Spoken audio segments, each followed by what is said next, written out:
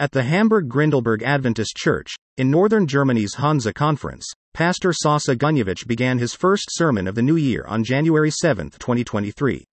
The title of his sermon paralleled the new motto chosen by Hansa Conference for 2023, "You are a God who sees me." In his sermon, translated here into English, Gunjević tells the story of Hagar and her struggle as she is spurned from society and flees as a minority, only to have God stop her and ask her deep questions about her journey and her identity.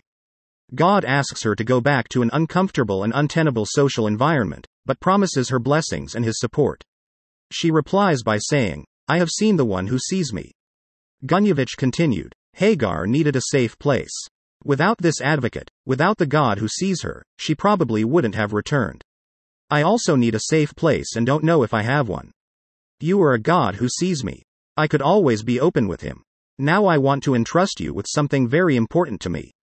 I'm bisexual. That means I can fall in love with both women and men. I have known this since I was 14 years old. I knew this when I was 16 years old and was baptized. It was clear to me from the start that if I wanted to become or remain a pastor, I couldn't talk about it. That would be impossible. So I studied theology without being able to talk about it with other Christians. I became a pastor and kept it to myself for 13 years. Throughout his sermon, Gunjević shares that he is grateful for the support of his friends and family, that he has understood that his being is not a sin, because we cannot choose our sexual orientation and identity, and that the Grindel Church community will be afforded some time to study and discuss the issue together for those who have questions or theological concerns. He ends the sermon with an appeal. I would like to continue working at Grindel to ensure that we too see people as God sees us. That we are a safe place for people with all kinds of challenges. For people who don't share everything because they are afraid of being judged, rejected, or sent into the desert. I believe in a God who is different from what we think he is. He can see differently than we do, love differently than we do, hope differently than we do, and also believe differently than we do. That is exactly why it is good if we learn from him. Get a new outlook from him, for each other, knowing that we belong together and don't have to be against each other. Even if we see and believe things differently. Gunjević's sermon was the last step of a long process that began in mid-2022. He wanted to come out to his loved ones and religious community on his own terms, so he began with his family, and then with the president of the Hansa Conference. They then decided to get the Ethic Commission involved, which would meet and discuss the matter in October and December of 2022. There was a recommendation to stay as a pastor, but the final decision would be made by the Council of the Conference on March 19, 2023. In the meantime, he spoke to people within his local Grindelberg Church Council and, with their support, decided to start making his story public. Says Gunjević, we decided to stream the sermon so that people all over Germany could see it for themselves, and my words wouldn't get contorted through the inevitable rumor mill. The full sermon can be viewed on YouTube in German, here. 4 days after the sermon, Hansa Conference released a statement acknowledging Gunjević's highly personal decision, and affirming his steps in maintaining trust with the conference throughout the process. Translated. We want a church where queer people are not afraid of negative consequences and can live without secrecy and loneliness, which is not good for any soul and cannot be a claim of the gospel. As a team of the Hansa Conference, it is important to us to preface that a person's sexual orientation should not be the object of disadvantage or even discrimination. Nevertheless, the local congregation and the Free Church have a right to expect from every certified pastor that biblically responsible sexual ethics are represented and responsibly exemplified. Pastors can only carry out their ministry fruitfully if they are wanted and supported in a safe and supportive environment. Brother Gunjević has therefore expressed the wish that the next regular council on March 19, 2023, decide whether his certification will continue to exist. We wish you all God's richest blessings and growth in love and understanding, and let's not forget our motto for the year.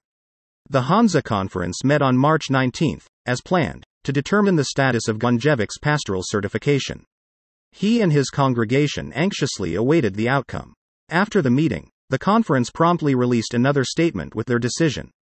Points made throughout the statement included that they met based on the recommendation of the Ethics Committee, that they have received opinions on this case from individual community members and churches from all over Germany and beyond, which landed on both sides of the issue, that it was also evident there is still a need for a safe space for affected persons, because some submissions and comments showed a lack of expertise, a lack of Christian charity, and a lack of basic decency.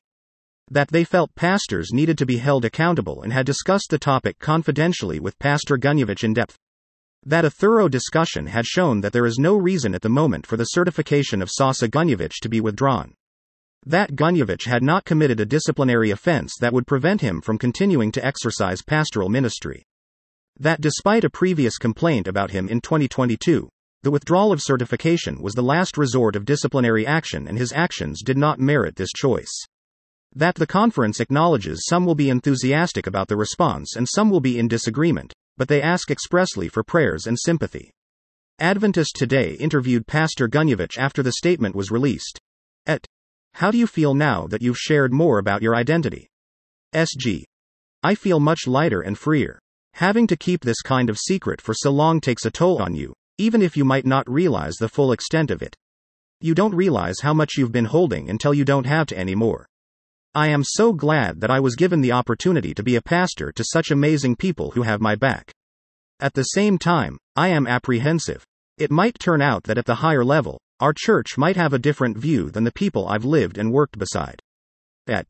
What was the reaction of your members? What has been the reaction of others in your community? SG.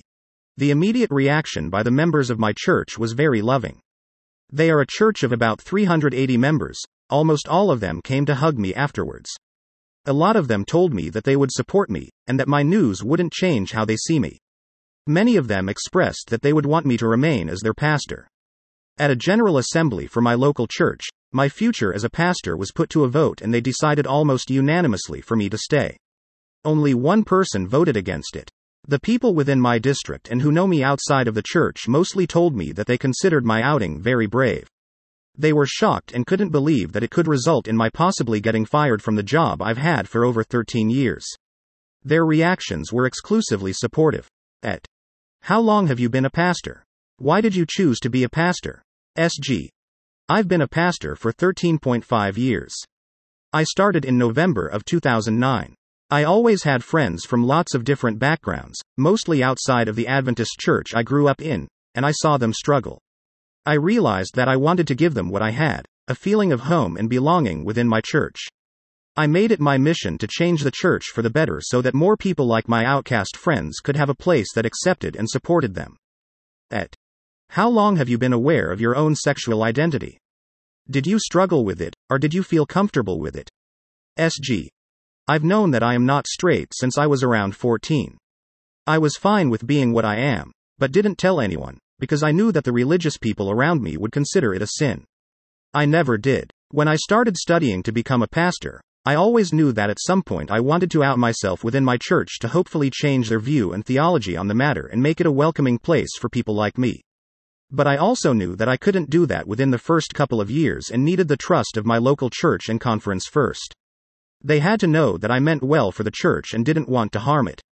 I only wanted to make it better by expanding the reach of its love, which, in my opinion, should truly know no bounds. What is your hope for your ministry moving forward? SG. I hope that through me, people can get the chance to really get to know a queer person as a person first, and maybe open their minds and hearts to others in the process. When they already know you, it is harder to judge a book by its cover because they already know that the content of the pages are filled with actual humanity. I hope that our churches become places where queer, gay, lesbian, bisexual, trans, and intersex people can feel at home, loved, and accepted. Where we can openly live our partnerships, and dress and present the way we want, just as our heterosexual siblings are able to. Anything else you'd like to say? SG. 1 Cor. 13:13. And now these three remain: faith, hope, and love. But the greatest of these is love.